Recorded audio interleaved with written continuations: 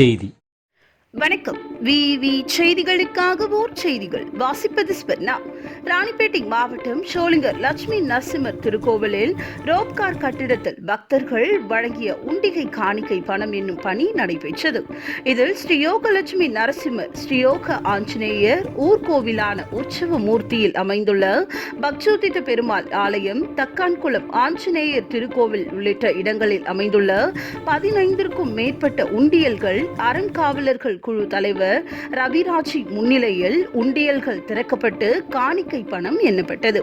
இதில் 32,69,134 ரூபாய் பணம் எண்ணப்பட்டு 33.100 கிராம் தங்கமும் 165.500 கிராம் வெள்ளியும் கணக்கிடப்பட்டு திருக்கோவில் கணக்கில் வரவு வைக்கப்பட்டதாக தெரிவித்தனர். அப்பொழுது திருக்கோவில் ஆணையர் ஜெயா, அறங்காவலர் குழு உறுப்பினர்கள் மற்றும் ஆலய பணியாளர்கள் உட்பட பலர் உடன் இருந்தனர்.